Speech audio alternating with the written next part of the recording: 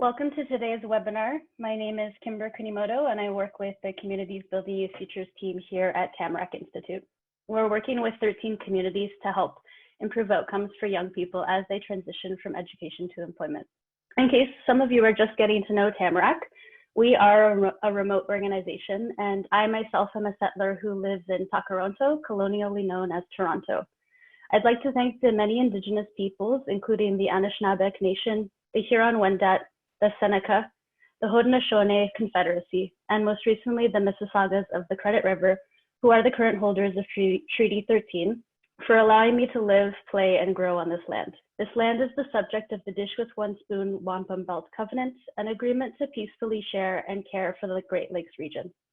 I invite everyone who's joined this virtual session today to consider the traditional territory and treaty holders of the land from which you are calling and share it in the chat box right now. If you're not sure, I invite you to look it up after this call. As we think about virtual work, I ask that we also consider what is the history of the land from which we work, and what is our relationship with this history and to the traditional holders of the land. Welcome everybody to the virtual session, and thank you for joining us today. We'd also like to get to know a little bit about our audience from a brief poll that we'll be launching shortly. We'd like to know if you are a young person between the ages of 15 to 30, and also we'd like to know if you work for a service provider that supports young people between the ages of 15 to 30. Thank you so much everyone for joining us today. It looks like we have quite a few young people on the call, so I hope you're able to get some insight that will help you in your employment journey. And we've also got quite a few of service providers here today. I hope you're able to learn about some resources that you can share with the young people that you support. I'm really excited to introduce our speakers today. We've got Lina Pulido, who is a policy analyst with Canadian Council of Youth Prosperity, as well as Miranda Newman, who is a writer and editor. Our panelists, along with the Canadian Council for Youth Prosperity and Tamarack, were part of a team that developed the guide Virtual Work is Here, a guide for youth in the virtual workspace to provide resources for young people who are interested in finding or currently hired in virtual work. The Canadian Council for Youth Prosperity is a nonprofit cross-sector collaboration of community and corporate leaders driving coordination and boosting the infrastructure that supports the youth workforce development ecosystem. Their work addresses system barriers, system standards, navigation for young job seekers and employers, as well as enhancing system capacity to support youth living with trauma, mental health, or disability challenges. So I'd like to thank both Lina and Miranda for joining us today. Lina, to get started, can you tell us a little bit about how this guide came to be? Why create a guide on virtual work specifically for youth? Thank you, Kimber. Yeah, that's a great question. So this guide really became a project stemming from talks that Tamarack and CCYP had about how to respond to the shift to virtual work. So Tamarack, as you mentioned, is a remote organization. You have plenty of experience in how to navigate a workspace virtually, how to onboard people virtually, manage people virtually. So one thing that we were maybe noticing there was a gap in was the support that young people had, and recognizing that this is kind of the new norm. Moving forward, more young people are going to be both looking for work and working, shifting to virtual work. This guide is very much, the intent of it was to begin a conversation about the supports that young people needed. And so this came from Tamarack's existing guide for their employees, which is tailored to Tamarack's needs. But it started as a jumping off point for the guide, and it was tailored towards youth more specifically. And it was specifically made for a project which, I can touch on a bit further a little bit later, but the idea was to have a one-stop shop for organizations that may not know exactly where to start when onboarding youth, or how to transition youth into a virtual space. So I am going to ask if Rute Intech can begin the video. So we have a PDF version, but the online version is what we're showing here today. So it's pretty easy to navigate. We just go into the website and into our work. And is just to give people an idea of what navigating into the guide looks like. And the sections that we will kind of be getting into throughout our chat today. And everyone's more than welcome to explore the website themselves. I see that Rute has shared on the chat. So yeah. And we have a downloadable PDF as well.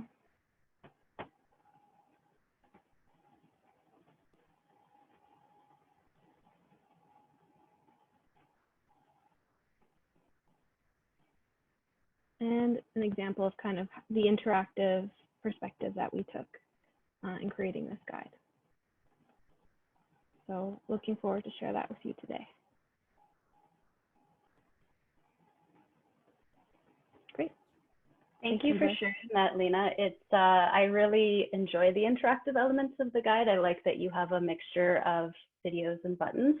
Personally, I like both and not just reading. So I'm really excited for folks to explore it. Why do you think a guide on virtual work is important for young people today?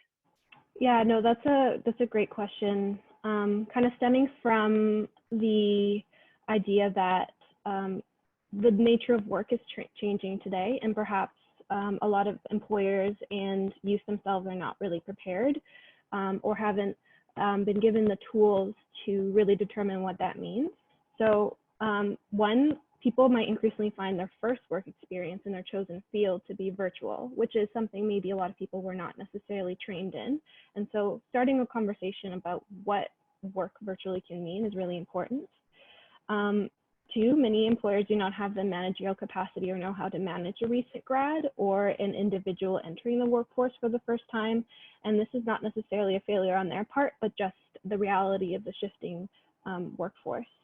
And also, this particular moment is an adjustment period for youth, and it's an opportunity to let youth kind of feel empowered in knowing that they have rights and the capacity to advocate for themselves when looking for virtual opportunities. And so I think that's really important to mention. And I don't know about the people listening on the call, but many people were not necessarily taught how to work in a team virtually, how to communicate in a team virtually. And so kind of making up that gap is really important. So this guide pretty much, would seek to begin the conversation on that front. What kind of precedent do we want to set for employers, and what kind of precedent do we want to set as virtual workers? Thanks, Lina. I appreciate that. We're really thinking about, the pressing needs of young people today and in the workforce, and how we can support them through tools like the guide. So we'd actually like to get to know a bit about our audience and hear about the work experience you're bringing to the conversation. So audience members, if you could tell us in the chat box if you are currently working either remotely or at a physical workplace, if you're looking for work, or if you're not working and not looking for work. And if you're calling in from a youth serving organization, tell us which organization you're with. It might be helpful for some of the young people on the call today to hear about the resources that are accessible to them. So it sounds we've got some folks calling in from youth serving organizations, as well as folks who are working remotely right now. If we're thinking about somebody's employment journey, before you are working remotely, you need to find a job. And so, Lina, can you tell us a bit about how this guide would help somebody who's at that stage of the journey, who's currently looking for virtual work? For sure, yeah, I'd be happy to. So if you had a chance, maybe in the video, it might have been hard to see, there was a section called Tips for Finding Virtual Work. And this particular section, as Miranda and I, and Chelsea, who wasn't able to make it with us today, but as we were writing the guide and really thinking about what was important to add, definitely the job seeking journey was the main thing that we thought would be important to start with. So this is very much a recognition of how finding work has changed due to COVID-19. And the section highlights finding virtual work. It highlights specific tips that we have and resources that we have come across through our research and through our discussion with focus group participants and through a survey we held. So as of now, many job opportunities are moving into the virtual space. This is interesting for people that have never truly considered virtual remote work as an option. This guide provides tips for them in kind of looking out for specific things that maybe wouldn't necessarily be the reality when looking for in-person job opportunities. So in particular, you know, when looking for virtual work, there's an importance in knowing what red flags to look for. So this contains a section, the guide contains a section where it goes into some of the things to look out for in a posting. So, you know, something like refraining from engaging with a posting that asks for payment and personal information up front, or an organization that really has no online presence, or if the posting is vague or filled with errors. So I don't know about you guys, but I never really thought, I always thought when applying to a job and going in for an in-person interview, there's a certain legitimacy to it. So when looking for virtual work, this is a consideration that's quite different. Another thing that this particular chapter goes into is the virtual interview. So many of us have a lot more experience now conducting meetings and collaborating with people virtually.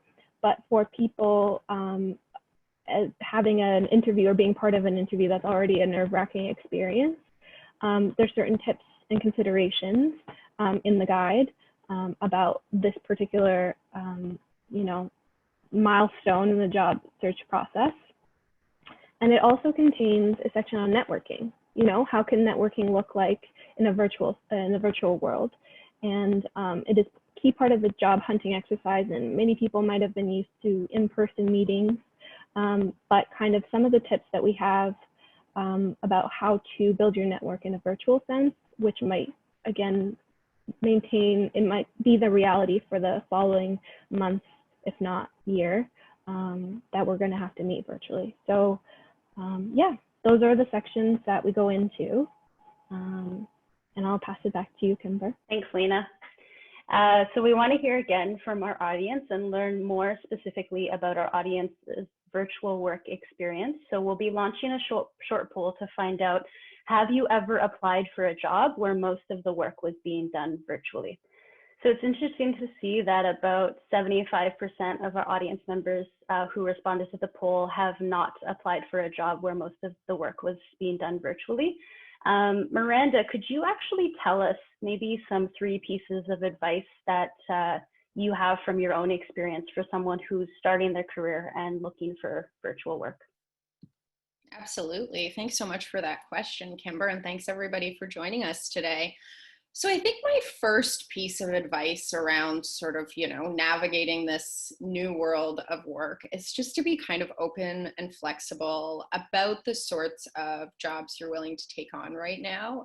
You know, unfortunately, with physical distancing measures and, you know, the overall impact COVID has on the economy, like, the idea of what you thought you might be going into might have changed quite considerably.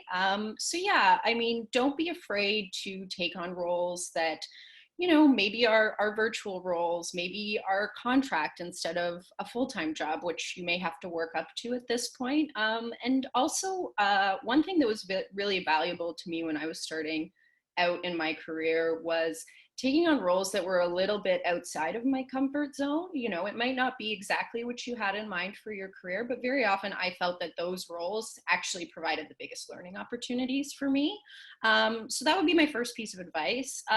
My second piece of advice would be just like, don't underestimate the power of your existing networks. I know networking can be really tough and like kind of a hard concept to wrap your head around initially, but you already have so many contacts that have seen you work, whether that be through university or high school or through your friends or family or existing employers. And, you know, don't be afraid to tap into those networks. An example that I can give is, you know, when I was graduating from university, there was an internship I was very interested in pursuing. And it turned out one of my university professors actually worked at that company. So I asked her to put me in touch with the person responsible for hiring for the interview, and was actually able to have a conversation with that person before the hiring window ever opened. They were able to see that I was really interested and engaged in the opportunity. So when the time for interviewing actually came, they already knew who I was. They knew I was interested in the position. So it was a lot less of a stressful interview as well. And I guess my final piece of advice is just like, don't be afraid to pursue your passion, even if it's not going to make you any money at first. You know, I think we're moving into an era of the side hustle. Many millennials already know this reality. You know, so when I first entered the workforce, like a lot of the times I had to, you know, not necessarily work on the things I was passionate on, but work on the things that paid the bills, right? But try if you can, just to keep your passion projects going in whatever way is reasonable for you, because you never know, A, what kind of experience you'll gain for them, or B, where they'll go if you continue to grow them successfully. Another example I can provide is about 3 years ago, I started a magazine with a friend. My friend and I met in Toronto, but he lived in Los Angeles, and a bunch of our friends sort of scattered, and we thought it would be kind of a cool project to bring people together. So it started as a way to kind of keep in touch. 3 years later has grown into a yearly magazine that's actually, for the first time this year, like started making a profit. So hold on to those passions, hold on to those side projects, even if you don't, you know, have a way to make them make money for you now, like they're really important to your career. And those would be sort of my main pieces of advice. Thanks, Miranda. It was interesting you touched on, you know, the flexibility, creativity, and adaptability that sometimes we forget when we're having a hard time finding a job. I'm wondering if you or Lina, if you could speak to any advice that you'd give somebody who right now might be having a challenging time finding remote work or a job in general, considering most work is kind of moving to the remote world right now. Yeah, no, definitely. I think a lot of the things that Miranda brought up about exploring other options, kind of being more open to different opportunities is really important. But I think right now in this particular time, one thing I would say is it's really, really important to be patient and kind with yourself. That's easier said than done, but recognizing that we're really in a unprecedented time as far as what the economy is going through. And this has particularly affected youth very strongly. So, you know, in the demographic of 20 to 25-year-olds, it's been very, very strong. So keeping that in mind is important. I would say also, in order to begin determining what you want and what you don't want, really start looking into yourself and determine what you want out of a role and what your values are, what you want out of a career. I've personally found this to be one of the trickiest parts of determining a career, especially when you're just looking for the next opportunity to kind of, like Miranda said, whatever can pay the bills at this time. You might end up kind of overextending yourself and applying for things that you know you can't give all your time and effort into because you are not passionate about. But also, you know, determining maybe the best strategy is to find your niche and really go and hone in on that. So determining what you really want is important. So I would say those are the two things I would add to Miranda's point. Yeah, and just sort of, you know, to build on that, like if you are having a really hard time finding work right now, I know it's super discouraging, especially, you know, when you're fresh out of school and you maybe don't have a ton of experience. So my advice there is like, there are some really great online resources out there. You know, a lot of them might be sort of sector dependent, but for example, you know, I'm part of a number of different Google groups sort of geared toward freelance writers that offer everything from, you know, tips for finding work or landing articles or open pitch calls. And you don't have to just, you know, define yourself by what sector of work you're in. Another online group I'm a part of is CAMH's National Youth Action Council, which is a great group of youth across the country that are sort of dedicated to being mental health advocates. And they frequently post opportunities that have actually led to paying contracts for me. So I would say, you know, don't be afraid to look for your space online, whatever that may be, however your interests align. And, you know, I also understand that It might be like kind of hard to build on existing networks if your networks are a little bit small right now, but places like this webinar are a great way to build your networks, to meet people that are looking to hire youth, to meet like-minded youth who might have advice for you. So keep joining things like this. It can be really helpful to sort of, you know, putting yourself out there, meeting more people. And finally, I think, you know, if you're still really struggling, it's important to take stock of your approach. And I think the guide is really useful for that. Like, you know, how's your resume? You know, could you possibly use a little bit of guidance polishing it off? How are your interview skills? Is there something, you know, you can, like, we have some really great tips around how to prepare yourself for a virtual interview, which I think can be very different than an in-person interview, especially if you're not used to them. So yeah, just be aware of your approach, be aware if you maybe need to change some aspects of your approach. Thank you so much. These are all really helpful tips. I'd actually like to check in with the audience and find out which tip did you hear today that resonated the most with you so far, or do you have a tip to share for young people who are currently looking for virtual work or thinking about going into the virtual workforce? So I'd ask our audience members to type in your comment in the chat box right now. I appreciate we got one tip from Katie to keep practicing your passions. Got a few people commenting that you need to be comfortable to go outside of your comfort zone and to be flexible. Really good tips here. Be compassionate with yourself and be open and patient. This is fantastic. So thinking about the journey, we talked a little bit about finding a virtual job, and now we'd like to talk a little bit about, you know, preparing for your first virtual job or some tips that you can apply to a virtual job. Miranda, can you tell us a little bit about how that guide can help folks who are just starting their first virtual job? I would love to. So I think there is a really great section that deals with that specifically. It's a bit of a bulkier section because there is so much to cover, and it's called the Tips for Your First Virtual Job section. So it's fairly easy to find on the website.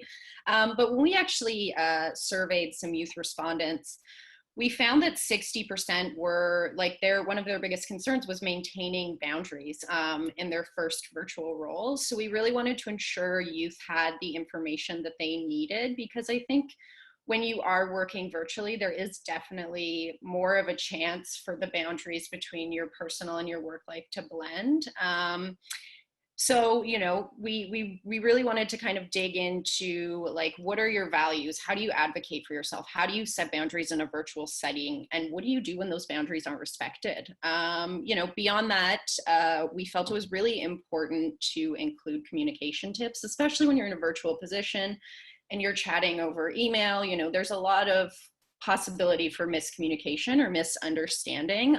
So we have some really great examples on how to communicate effectively and how to handle and resolve conflicts virtually in a workplace. In addition, this section covers, you know, self-care, working virtually, and coping with isolation. One of the top concerns from our CCYP respondents was that, you know, they were really concerned about dealing with isolation.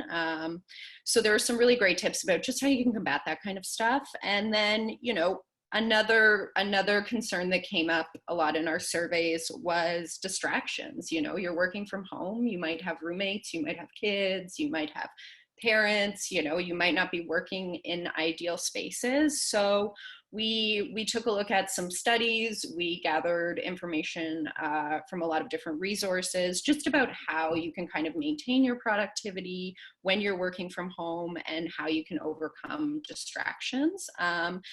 And there are also, you know, sprinkled throughout the entire guide, but in this section as well, there are tips for employers that are new to hiring virtually and supporting virtual employees. So those tips in this particular section include things like, you know, setting expectations with your employees, mitigating employee isolation, and supporting employee productivity. So hopefully it's a good kind of like holistic you know, set of topics that helps guide you through some of those like early days of kind of navigating a virtual role. Thank you, Miranda. I have a follow-up question for you, but I actually want to hear from the audience before. So we'd like to launch a brief poll to find out what some of our audience members, hear from our audience, what are some of the biggest concerns that you have about virtual work? So some of the concerns that Miranda mentioned, is it that there's a difficulty keeping clear boundaries between your work and home life? Is it the lack of opportunity to getting to know your colleagues? Is it unclear about job expectations? Are you concerned about difficulty creating relationships and networks, or do you not have any concerns at all? This is fantastic. So it looks like the majority of folks are concerned about difficulty keeping clear boundaries between work and home life. And then the second biggest one that came up was difficulty creating relationships and networks. So I do want to ask Miranda and Lina for your feedback on that. But before we go to that, Miranda, you were talking a little bit about, the process to starting your first virtual job and how HR needs to consider onboarding people, but then there's also things that, us as the employee need to consider. So how would you recommend a young person navigate the onboarding process in a virtual setting? Do you have any tips? Yeah, absolutely. That's a great question. I think, there are some employers who might be really great at navigating the virtual workspace right away, be super prepared, but I think there is also a great chance to encounter a lot of employers that aren't really sure about how to transition from physical onboarding to virtual onboarding. And I have been in a position before where there wasn't much of an onboarding process, and it was mostly a virtual role. So if you do find yourself in that position, I think one of the frustrating things about working virtually is you don't just have a colleague you can turn to and be like, hey, how do I do this thing? So again, when I found myself in that position, a lot of the times I asked friends who were in similar positions, oh, hey, I'm having trouble with Microsoft Teams, for example, do you know how to do this thing with it? And very often my friends were quite helpful. Also, Google is a great resource and a good friend. I've solved 80% of my work problems just Googling them. And it does show your employer that, you do have a sense of initiative, that you can problem solve on your own. And then the last thing, actually two things. First, I think it's really important to be a strong communicator. So if you feel like you need something that you don't have to do your job, you need to communicate that to the people that can help provide you with that support. And that's especially important in virtual roles. And then finally, just to have patience. It might not all come together on the first day or even the first week, but everybody's kind of learning. So don't put too much pressure on yourself. It will all come together. Thank you, Miranda. So I know one of the biggest concerns that our audience members had were setting boundaries. Lina, can you talk a little bit about that? First of all, when we're talking about setting boundaries in virtual work, what are we actually talking about, and why is it important to consider? Thanks, Kimber. Yeah, no, that's a great question. And I'm really not surprised that a lot of people have that fear or concern. When you lack that kind of physical separation, it kind of creates the opportunity for things to blend, for sure. When we talk about boundaries, I think at the root of it, what we talk about is the ability to identify your needs, as Miranda said, and communicate those needs, whatever they may be. So really kind of getting at the heart of what makes you a productive worker, what makes you a good worker, what makes you feel like you're respected and understood. And being able to communicate that. So I think Miranda has a really good example of what this could look like, but oftentimes kind of the issues that people have is, shutting off at the end of the day or no longer looking at emails, especially when the laptop is looking at you from across the room. So really kind of identifying that you maybe are moving towards that and you want to create more of a deliberate separation, like taking a lunch break. When you're sitting at work, or working at home, it's very easy to just simply take your lunch to your chair and eat as you work. And so, identifying what you value and what is important to you to keep your productivity, but also avoid burnout. I think that's really important. And moving into, I don't know, what is it now, the 4th month since the lockdown, really, it wouldn't be surprising if maybe some people working from home are beginning to identify some of the difficult patterns that they've developed to cope with the situation. And so if you're finding that things aren't working for you, you know, if you find that your employer can help you with those, and by offering you support in a certain way, or by communicating with you a bit different, definitely communicate that to them. So that's what I would say. Thanks, Lina. I know you mentioned Miranda has some really good examples. Miranda, can you give us some examples about what setting boundaries in a virtual workplace could look like? Yeah, absolutely. I mean, I think setting boundaries can sound like a bit of a scary exercise depending on your personality, and where you are in your journey in terms of your work experience. But if you think about it more as like, what conditions do you need to really thrive, it can take some of the anxiety about like this huge concept of setting personal boundaries away. It can be as simple as like, maybe one week you're super overwhelmed with work and you get another project passed to you. A very simple way to set a boundary here would just be to inform others of your workload and your concerns and ask for help if you need it. Throughout our careers, we might also have to juggle, like a lot of people are doing right now, like personal and professional responsibilities. You might have commitments like children, another job you have to do, like there's all sorts of things that are taking up our time these days. So if you do, have things in your life that require a very structured schedule or a hard stop at a specific time, inform your supervisor, inform your employer of your needs. And if you can also position that boundary in a way that shows how it will benefit not just you but also your employer. Like, for example, I will be more effective employee if I can log off at 5 every day, spend time with my kids, putting them to bed, so that way I don't have to worry about everything I didn't do during the day. And finally, we are in a scary time right now, as Lina mentioned. Stressful and challenging times can actually be the most important time to set boundaries. And, I think many employers right now are going to be fairly flexible and understanding about this. One of the employers I interviewed for the guide, Spencer Saunders, actually talked about how at the beginning of COVID, he gave his employees just a lot of flexibility. So, if it was easier for them to grocery shop midday, that was fine. If they needed to work very unstructured hours due to, childcare needs, that was fine. I think you're going to find a lot of companies are willing to work with people because we are going through an exceptional time period in history right now. Just if you can look at it kind of as a way to make yourself more of an effective employer, make conditions that you can thrive in, it kind of takes some of the anxiety out around setting boundaries.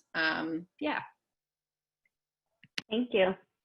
I know another big concern that came up for folks was building relationships and networks in a virtual space. I wonder if Lina or Miranda, if you could speak to some advice that you would give for that. Yeah, no, that's a really good point. I think that's definitely a fear I've had. But what I've found is, if anything, a lot of kind of mentorship networks or a lot of professional networks that I'm a part of are more active. So there's more kind of a push, like a recognition that people need support right now. And so, people are very open to help and to give advice if you ask it. So I would say, you'd be surprised if you find someone that's doing a particular role that you're really interested in, and you just want to send them a message over LinkedIn or a mutual connection you might have. It's easier to kind of build those networks, especially if you then ask them, who do you think I should talk to based on our conversation? And it kind of builds from there. So maybe people are strangely more open to connecting over the phone or over video than they would have been otherwise. So I would say just ask and reach out to people, and I think you'd be surprised who is willing to kind of give you advice. Yeah, and just sort of to build on that, I'm sure many of us have grown up in the internet age, and there was a period of time that, we were quite good at making friends online, whether it was through like MSN Messenger or like Nexopia. So we already know we have these skills to be able to network online. And even though it's a slightly different method you're going to be networking by, you already have all that knowledge. So, it's just a matter of putting it to work for you. And I get that that can be a little bit scary at times, but I think, ultimately, as daunting as networking can sometimes be, it's really going to benefit you in your career in a lot of ways.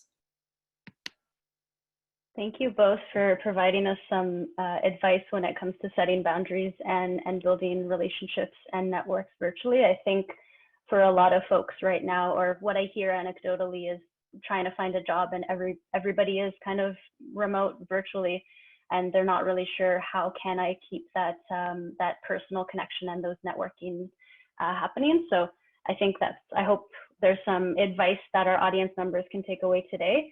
I'd like to know from the audience what are other concerns that you have about working virtually? I know we talked about a few as well, but if there are any others that you want to put in the chat box, I'd like to kind of continue the conversation this way, and we're going to move into a Q&A session really shortly.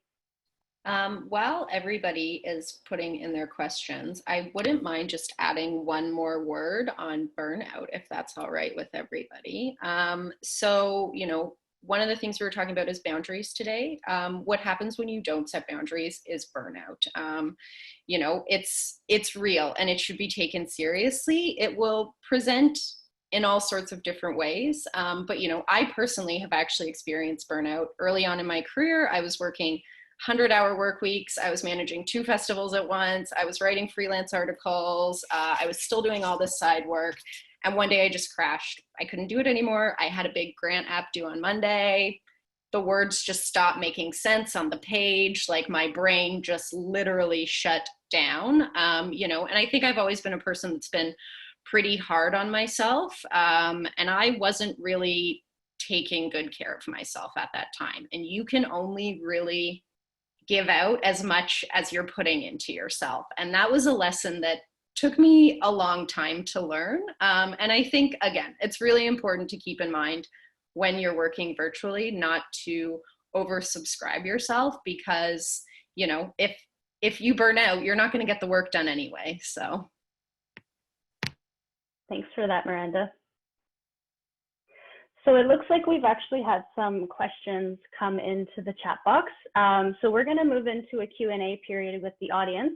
I'd also like to remind folks that we have a Q&A box where you can upvote questions to be asked. So the first one that was posed is, what are some of the opportunities for employment for people with disabilities, and in this conversation, virtual work? I guess I can take that on. That's a really, really important question. I personally don't know of any particular opportunities that are targeted with to people with disabilities.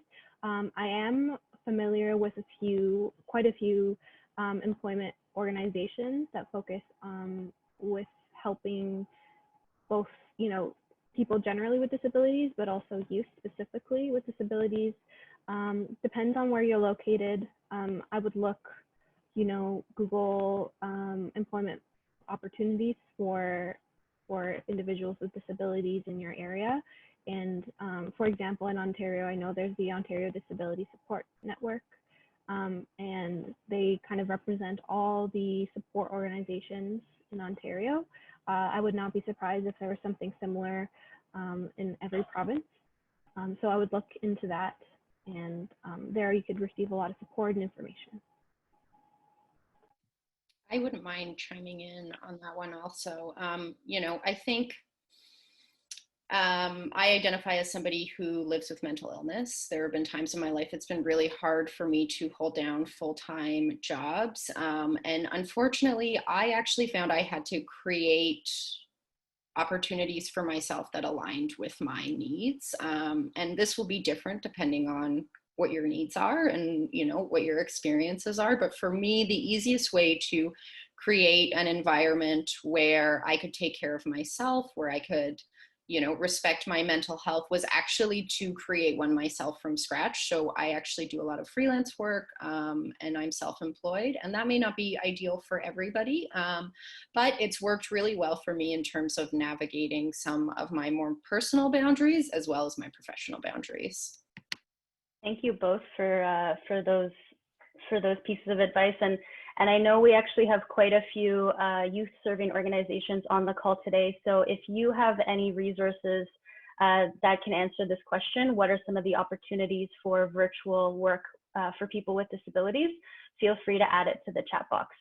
So I'm seeing a few other questions that are coming in. And one of the questions, it's kind of a two-parter. Where do we find virtual work opportunities? And also, where do we find some that are really specific to something that we studied? So if I don't know, if I became a lawyer, where would I find virtual work opportunities for lawyers? So I can jump in and speak a little bit to this. So in terms of actual, like there are a lot of great general job boards. So if you're looking, you know, places like Indeed have been great for me. You just type in like, you know, freelance jobs Canada, and you can obviously fill in your field of interest. I can't speak to every field, but I know in many fields there are a lot of field specific job boards you can check on where you can often find virtual work. For me specifically, places that I check out for writing jobs or freelance writing opportunities, Jeff Gowlin, I'll type all these into the chat as well. Jeff Gowan's journalism job board, there's Media Job Search Canada, Work and Culture is a great place if you're looking for nonprofit work in arts and culture. These are some of the job boards that I check out. Unfortunately, I can't speak to, you know, lawyers or you know, other fields. I can speak to the fields that I have experience in, but there are also some great links to some job boards in the resource section of the guide as well. Thanks, Miranda. Another question that came in actually a couple of times is, what's the difference between virtual work and freelance work? I realize we kind of started throwing those labels around, but could we maybe define freelance work and virtual work and how they might differ or be similar? Yeah, no, that's a really good point. And I think it's good to have Miranda and I on this in the sense that we have kind of the experience of working virtually in different ways. So I personally, I have always worked kind of on a full-time basis, just kind of full employment. I've never done freelance work, which I think before the pandemic really the freelance work kind of lended itself to be a bit more virtual in nature. When we think about virtual work as it exists now, I think it encompasses freelance work that is done virtually, but it also encompasses different types of work that perhaps was not done virtually before, but now is. So for example, I, in policy analysis, would go into an office and work there 9 to 5 and then leave. And that's just kind of the structure it followed. But now with like the adoption of all these changes, you know, we're learning all these different roles and how they can be done virtually, you know, with a different management of time and different management of resources. And so I would say that's kind of the main difference. And it'll be interesting to see, you know, kind of keeping an open mind.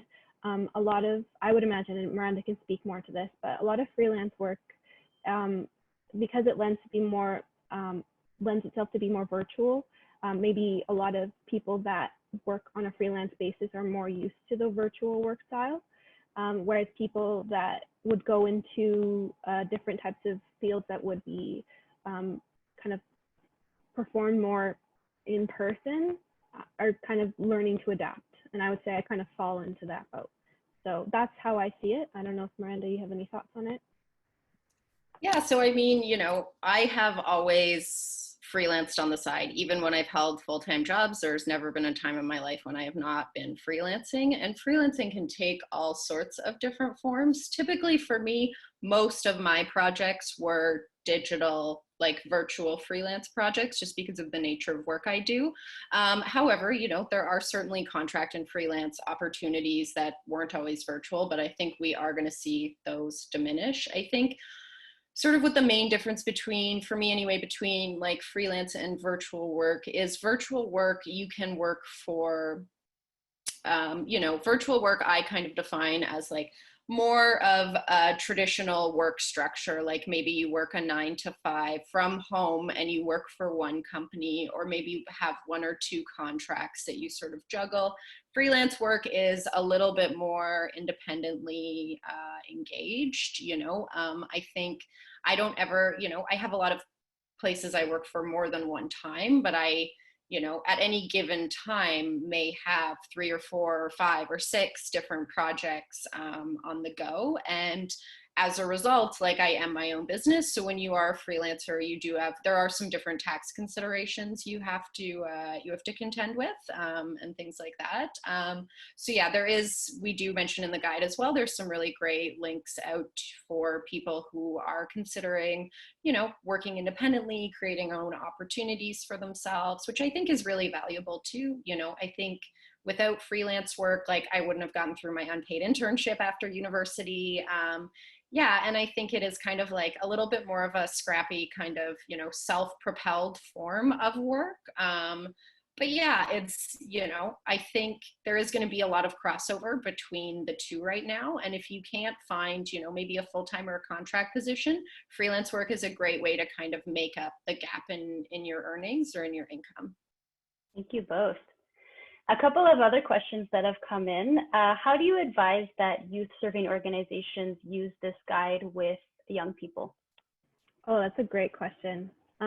So I think at CCYP, the organization that I work in, we're kind of really looking to provide resources or some guidance on how youth serving organizations can kind of move through this really difficult time. And this resource in particular, I think, would be useful in providing, yes, tips and information and suggestions to consider other opportunities that maybe the youth that you're serving wouldn't have considered otherwise.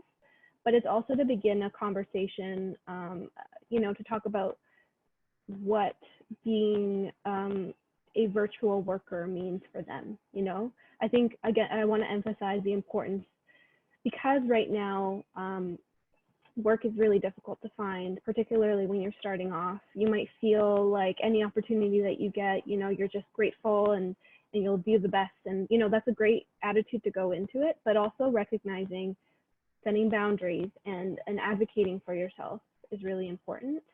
And in that process, really learning what you want out of your career and what you want out of a role.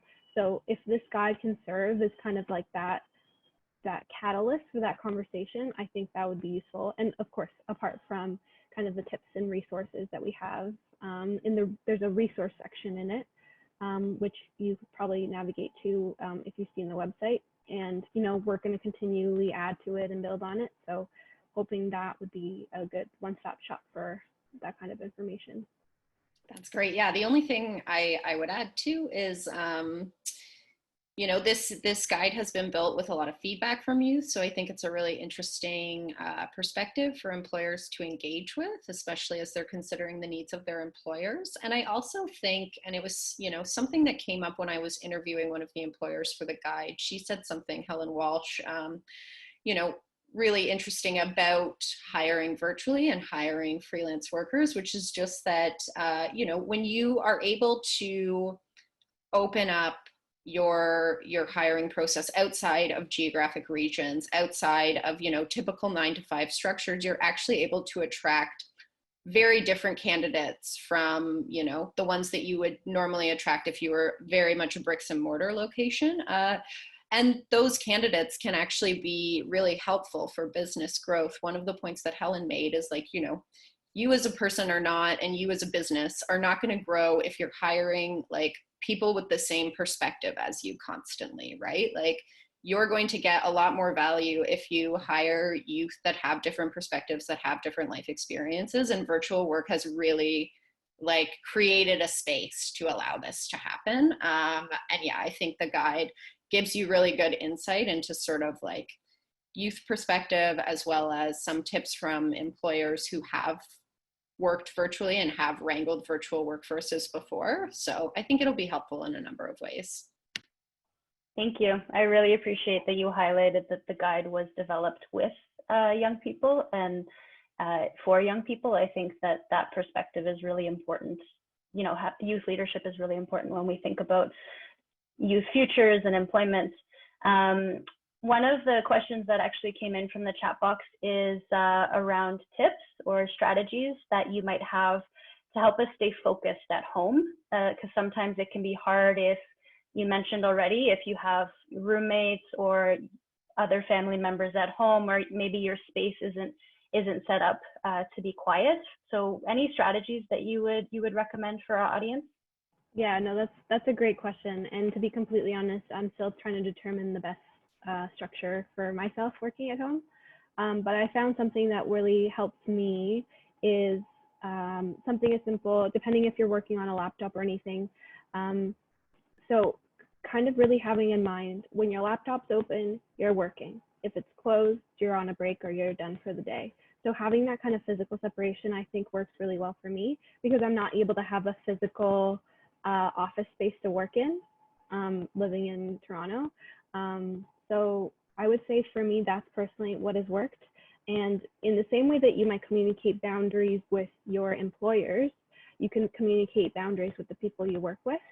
So, you know, they might be also working from home and really kind of determining and coming to terms with what kind of workspace you want to work in. You know, if you guys are both okay, or the people you work with okay with some music in the background, sure, that might work. If not, if people are a little uncomfortable with that, then you know, just find that compromise and set those boundaries at home as well. That's what I would say. Yeah, that's beautiful. I definitely agree with everything Lina said. I know in my experience, I'm working from home with my partner right now. And one thing that's been kind of helpful for us is we have two workspaces, one in the kitchen and one in the bedroom, and we swap between them just to kind of like give us a different environment, which has been really helpful. But I also, you know, I find actually I take a lot of brief breaks throughout the day to maintain motivation. So for example, you know, I tend to like do like work really hard for 25 minutes, take a 5-minute break, like go get a drink, stretch my legs, work hard for another 25 minutes. And like, if you can break it down into small, manageable chunks, somehow that makes it easier to kind of face like an 8-hour day. Like if you just think in 25-minute segments, like, okay, I just have to do this for the next 25 minutes. You know, it's a little bit easier anyway for me to focus on a task if I break it down into very manageable chunks. That is great. Thank you. We had actually one other question come in. You know, do you feel like there's only certain industries that are offering virtual work positions? And actually, have you ever seen an organization that has a mixture of both? So, I mean, yes, I think there absolutely are industries that are going to be much more suited to virtual work than others. You know, my younger brother works in welding, and he's been working in a physical environment basically since COVID started. So, you know, unfortunately, not every job is going to lend itself well to virtual work. However, I think there are a lot of innovations happening around jobs that we previously thought couldn't lend themselves to virtual work are proving to lend themselves quite well. One off the top of my head I'm thinking just right now is therapy. You know, a lot of counselors have moved all their sessions online, and that was something that we always thought had to be done in person that isn't necessarily proving to be that way. So, you know, I do think depending on where you work, you might have some trouble, or depending what industry you work in, you might have some trouble finding virtual work, depending on how equipped your industry is to work virtually. That being said, I do feel like there are some industries that are more naturally equipped to virtual work. Like I think if you work in communications, if you work in the nonprofit sector right now, you know, if you work in marketing, if you work in sort of anything around information technology, you're going to have I think, not super hard time finding virtual opportunities. But yeah, unfortunately, there will be the occasional field that just doesn't lend itself well to virtual work. But for the people who are looking for, you know, an extra source of income, another opportunity, virtual work is a great avenue to look into. Thanks, Miranda. So we're actually at the end of our session. I really appreciate the insights you gave us. I feel like there were a lot of takeaways that not only would help somebody who's looking for a job, but also starting their first job. And I really appreciate talking about some of the biggest concerns that we have. So tips on setting boundaries, self-care, building relationships. I hope that the information is helpful for all of our audience members. I know that I learned quite a bit. And I also want to thank our audience members for giving some questions and comments to our panelists. We want to tell you about a few opportunities that will be coming up that you might be interested in. So as Tamarack is launching Communities Building Youth Futures, we're really focused on youth leadership and engaging young people as change makers.